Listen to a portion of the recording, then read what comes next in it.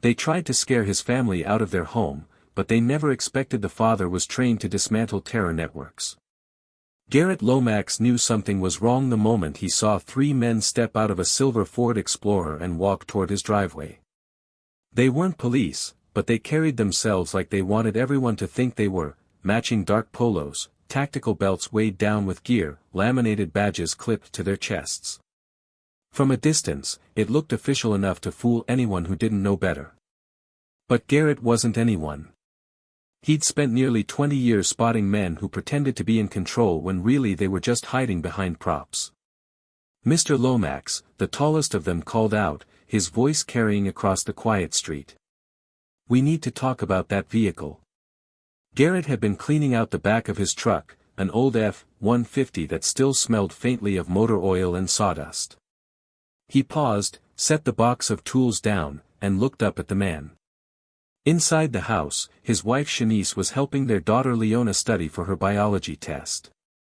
His teenage son, Marcus, was in the garage, half buried in headphones, working on a rap track with friends over Discord. Garrett's eyes narrowed.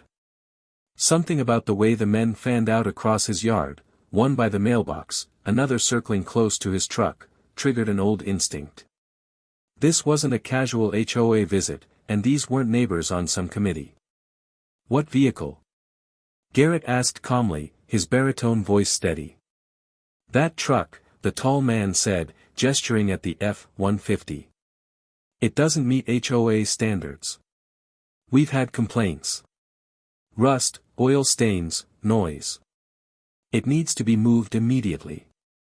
If not, we'll have to issue a violation, maybe even escalate." Garrett smirked. "Since when does the HOA roll around like a SWAT team?" The man's jaw tightened. He wasn't expecting pushback. "Just following protocol, sir. You can either cooperate, or we can involve law enforcement." Garrett leaned on the tailgate, folding his thick arms across his chest. His weight made him an easy target for neighborhood gossip, but what no one knew, what these three imposters couldn't have guessed, was that the bulk wasn't weakness. It was strength layered with years of discipline, muscle under fat, and a body honed in secret battles across the world. Garrett Lomax wasn't just some suburban dad. He was Delta Force, retired but never untrained. From inside, Shanice cracked the door open, her eyes full of worry. "Everything okay out here?" Garrett gave her the smallest nod. "It's fine, babe. Stay inside with the kids." The men exchanged glances, realizing their bluff wasn't working. The one by the mailbox touched his radio. Static whispered through the night. Garrett caught the signal. "Back up." His pulse quickened, not with fear, but with focus. Whoever these men were, they weren't alone, and they weren't here just to complain about an old truck. Garrett wiped his hands on a rag, then stepped closer, locking eyes with the tall one. "I'll give you one chance," he said quietly, his voice heavy with something darker than threat, certainty. "Take your Explorer, drive out of my neighborhood, and don't come back. Or..." The man smirked. "Or what?" Garrett's lips curved into a slow smile, the kind he used to wear in the deserts of Kandahar when ambushing men who thought they were the hunters. "Or you'll find out why the army taught me to dismantle terror networks." Silence fell. The street seemed to hold its breath. The imposters shifted, their false confidence cracking. For the first time, they realized they hadn't stumbled onto some overweight suburban dad. They had walked straight into the home of a man who lived his life on the battlefield, and who wasn't about to surrender his family to anyone. The men didn't move. They weren't used to being challenged. In their line of scams, most homeowners folded the moment they saw the fake badges and heard the word violation. But Garrett's calm stare was unraveling them. The tall one cleared his throat. "Sir, we're not here to argue. Just sign this citation and we'll resolve the matter." He pulled a clipboard from under his arm, a document already filled out, Garrett's name printed neatly across the top. Garrett glanced at it, then chuckled low in his chest. "Funny. That looks like my signature already." The man froze. Garrett's finger tapped the forged scrawl. You boys made a mistake. You didn't do your homework. And when people fake my signature, let's just say things get messy. Inside the house, Shanice's voice rose sharply. Garrett? There's someone in the backyard. The words cut through him like an electric current. He spun toward the side gate, where Marcus had already ripped off his headphones and was charging outside. Stay back, boy.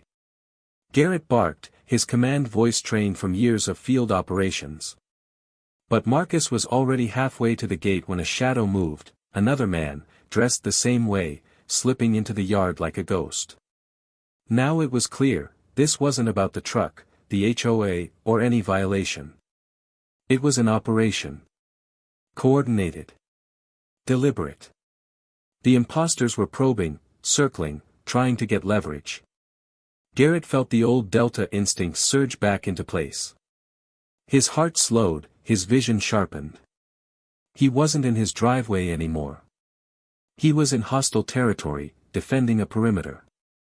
He grabbed Marcus by the shoulder just as the shadow reached for him. In a single motion, Garrett twisted his son behind him, his other hand seizing the intruder's wrist. The man grunted in shock as Garrett bent the joint backward until the clipboard clattered to the ground. The tall one lunged forward, but stopped cold when Garrett's glare snapped back to him. Another step, Garrett growled, and I break his arm. The yard was silent except for Leona's voice drifting from inside. Mom, what's happening? Shanice held her daughter close, eyes locked on her husband.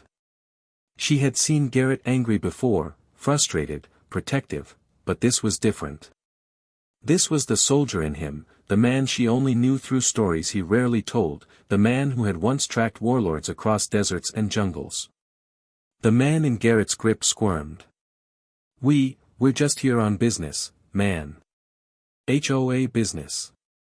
Cut the act, Garrett snapped. HOA doesn't send men sneaking through fences. You're not cops. You're not committee members. So tell me, who are you really working for? The tall man's jaw clenched. For the first time, his mask slipped. His eyes flicked toward the explorer. Garrett caught it. Someone inside. Someone watching. Garrett shoved the man he was holding to the ground. He stepped forward, shoulders squared, filling the driveway like a wall. His shadow stretched across the pavement, swallowing the three pretenders. You picked the wrong family, Garrett said, his voice low, deadly. You think you can scare my wife and kids with fake badges?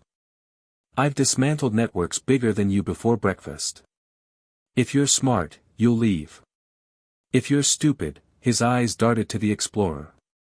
Then you already know how this ends. From the corner of his vision, Garrett saw Shanice mouthing something through the window. Police. But he shook his head slightly. No. Not yet. The local cops might not help. He didn't trust them to see the difference between imposters and authority. This had to be handled his way. The tall one gave a small hand signal. The others hesitated, then slowly backed toward the SUV. But their eyes never left Garrett's. This wasn't retreat, it was regrouping. As the explorer pulled away, Shanice hurried outside. Garrett, what is going on? He wiped his hands, steady but grim. They're testing us, he said. Probing defenses. This wasn't the last visit. Leona clutched her books to her chest. Daddy, are they coming back? Garrett crouched, pulling his kids close. They might, he admitted softly. Then his gaze hardened again as he stared down the street where the explorer vanished. And if they do? I'll be ready. That night, Garrett barely slept. He sat at the kitchen table, the house dark except for the low glow of the oven clock. A mug of coffee went cold in his hands. Every creak of the floorboards, every whisper of wind outside made his senses tighten. Shanice wanted him to call the police again. This isn't your fight anymore, Garrett. You're not in the army now. We should report it, get protection. But Garrett only shook his head. Protection? His voice was low, almost bitter. The local cops won't even look past those badges. By the time they figure it out, it'll be too late. These men aren't amateurs. They're probing us, Shanice. They'll be back. And he was right. At 2:17 a.m., headlights crawled down the cul-de-sac, slow and deliberate. Garrett was already at the window. He didn't move, didn't breathe, just watched as the same silver Explorer stopped at the curb with its lights off. This time, 5 men got out. Garrett's jaw clenched. He recognized the pattern: more numbers, more pressure, classic escalation. He slipped on his boots, whispering to Shanice, "Get the kids into the basement. Keep the lights off. Do not open that door for anyone but me." Her eyes searched his, fear and faith wrestling in her chest. She wanted to argue, but she knew that look, knew it from stories of faraway battles she'd never witnessed. So she nodded, gathered the kids, and disappeared into the shadows below. Garrett stepped outside. The air was sharp and cool, but under the street lamp, the scene felt heavy, staged. The men spread across his lawn like predators. The tall one, their apparent leader, clapped slowly, mocking. "Nice place you've got here, Lomax," he said. "Shame if you lost it over non-compliance." Garrett's lips pressed into a hard line. "Cut the act." "Who sent you?" The man smirked. "Let's just say there are people in this neighborhood who don't think you belong. And they're willing to pay to make sure you understand that." The words hit like a punch, not because they surprised Garrett, but because they confirmed what he'd suspected all along. This wasn't random harassment. This was personal. The so-called HOA cops weren't just frauds, they were hired muscle, brought in to drive his family out. Garrett stepped closer, his size towering even larger under the harsh glow of the streetlight. "You've already crossed the line. If you take one more step onto my property, I won't hold back." The tall man's smile widened, but his eyes betrayed a flicker of unease. "Big words, from a big man. But I've got 5. You've got 1. Garrett chuckled, low and dangerous. 5? I used to take on platoons. You think numbers scare me?"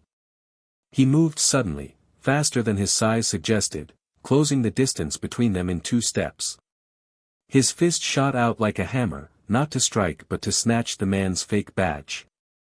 He ripped it from his chest and held it up. "This is what cowards hide behind," Garrett growled, then tossed it into the gutter. The group tensed. 2 of them reached for batons on their belts. Garrett's stance shifted, feet grounded, shoulders squared, eyes cold. He wasn't bluffing anymore. He was back in combat mode. "Here's what happens now," Garrett said, voice steady as steel. "You leave, you don't come back, and you tell whoever's paying you that if they want a war, they'll get one. But it won't end the way they think." One of the younger men whispered to the leader, "He's not bluffing, man. I can see it." The leader hesitated, then spat on the ground. "This isn't over, Lomax. You just made yourself a problem." Garrett leaned closer, his shadow swallowing the man whole. "I've been a problem for men scarier than you. And they're not breathing anymore." The 5 men retreated, climbing into the Explorer and peeling off into the night.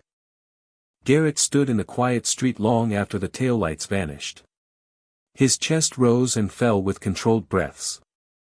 Inside, Shanice peeked from the basement stairs, her face pale. "They'll come back again, won't they?" she whispered. Garrett didn't answer right away. His eyes remained on the horizon, where the road disappeared into darkness. Finally, he said, "Yes. And next time, they won't stop at intimidation. They'll try to take everything. But if they do..." His gaze hardened, and the soldier in him surfaced fully. "I'll be ready to finish this." Garrett didn't waste time after the Explorer vanished into the night. He knew their retreat wasn't surrender, it was preparation. Men like that only came back harder. By dawn, he had already turned the house into a fortress. Old habits came alive. Windows reinforced with heavy furniture. Doors braced. He even pulled out a lockbox from the attic, the one Shanice always told him never to open again. Inside were fragments of a life he'd tried to bury, gear from his Delta days. A tactical flashlight, a set of reinforced cuffs, an encrypted radio, and his combat knife, worn smooth from years of use. Shanice stood in the doorway, arms folded tight. "I don't like this, Garrett. The kids are terrified." Leona cried herself to sleep. Marcus kept asking why you didn't just call the police. Garrett paused, the knife glinting in his hand. His eyes softened when he looked at her. "Because this isn't a police matter, Shanice. Whoever sent them, they're not stopping until they break us. I can't let that happen." She shook her head, tears brimming. "You promised me, when you retired, that the war was over." Garrett placed the knife back in the box. His voice was low, steady. "The war's not over. It just followed me home." As the sun rose, the neighborhood seemed eerily quiet, as if the entire cul-de-sac held its breath. Garrett stood on the porch, scanning every car, every shadow. The morning joggers who usually passed by were absent. Even the birds seemed silent. Then, at 9:12 a.m., the Explorer returned. But this time, it wasn't alone. Two more SUVs rolled in behind it, black-tinted windows flashing like eyes. Shanice gasped. "Oh my God, Garrett, there must be 10 of them." The kids huddled near the staircase, wide-eyed. Marcus clenched his fists. "Dad, we can fight." Garrett's tone cut like steel. "No. You protect your sister. That's your mission." The SUVs fanned out across the street. Men piled out, 12 in total, all dressed the same way, black polos, tactical belts, fake badges. But their gear looked heavier now, batons, pepper spray, even what looked like zip ties dangling from their belts. They weren't just here to intimidate. They were here to take. The tall leader stepped forward again, grinning with false confidence. "Mr. Lomax. This is your final notice. You and your family have until noon to vacate. The HOA doesn't tolerate non-compliance. If you refuse, we'll remove you ourselves." Garrett descended the porch slowly, each step deliberate, his frame filling the morning light. He didn't yell, didn't rage. His calm terrified them more than any threat could. "You've made a mistake," he said evenly. "A fatal one." The leader laughed nervously. "You think you can stand against 12 men?" Garrett tilted his head. "I don't think. I know. Because I've stood against more, and walked away." The men shifted uncomfortably, their formation breaking just a little. Garrett saw it, the fear seeping through the cracks.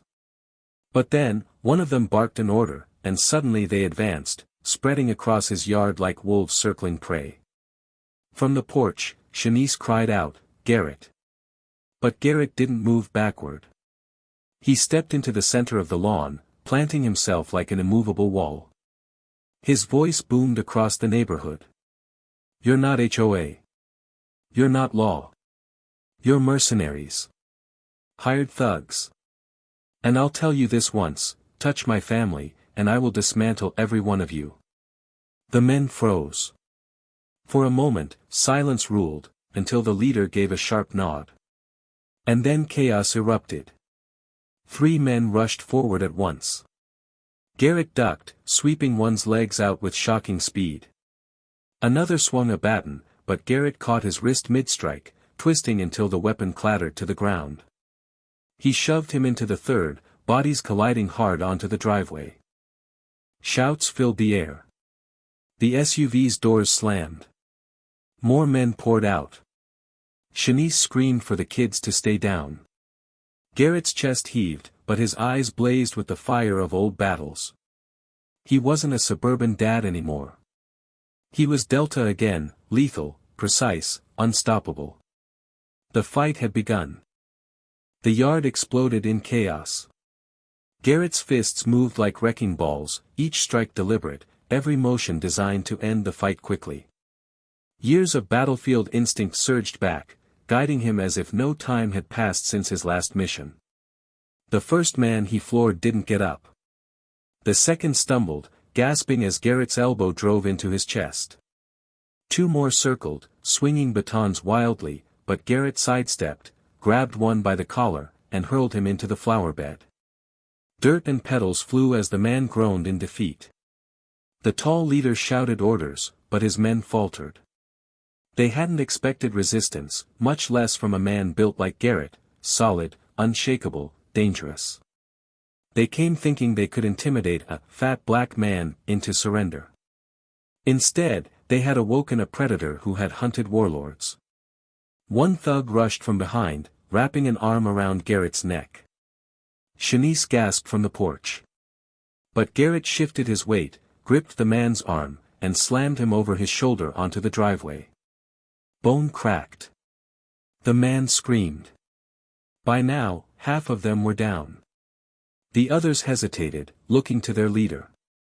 Fear was in their eyes, but pride forced them to press forward. The leader drew a taser, the crackle of electricity slicing the air. He aimed it at Garrett's chest. Enough, he barked. One more move and you're finished. Garrett froze, not out of fear, but calculation. His eyes flicked to Shanice and the kids huddled at the window. If he took the hit, it could give the others an opening. But then, a voice rang out. Dad! It was Marcus. The boy had slipped out from the side of the house, clutching a baseball bat. His face was pale, but his jaw was set. Leave my dad alone, he shouted, raising the bat like a sword. For a split second, the attackers laughed. A teenager with a bat wasn't a threat. But that distraction was all Garrett needed. With a roar, he lunged forward, slapping the taser aside just as it discharged. The crackle lit the air, harmlessly striking the dirt. Garrett's fist connected with the leader's jaw in a bone-rattling punch. The man crumpled, out cold before he hit the ground. The others froze. Their leader was down.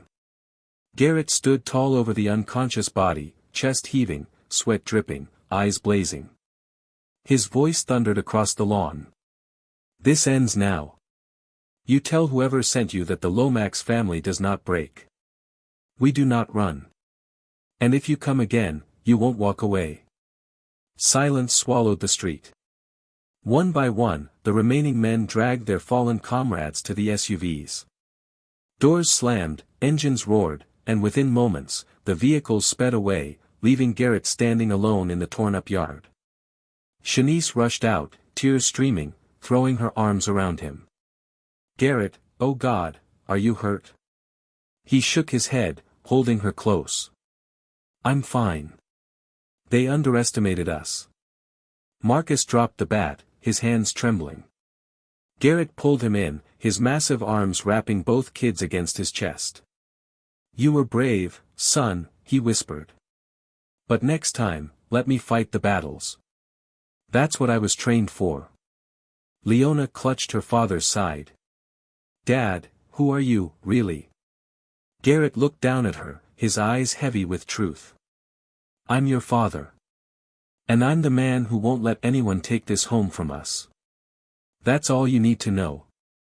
But Shanice met his gaze, her voice breaking. No, they need to know the truth, Garrett. You're not just their dad. Garrett exhaled, the weight of years pressing on his shoulders. I was Delta Force. I hunted men who thought they were untouchable. I dismantled terror networks. And tonight, he glanced at the empty street. Those imposters learned I'm still capable of it. The family stood together in the quiet aftermath, their home scarred but safe. For once, the cul-de-sac was utterly silent.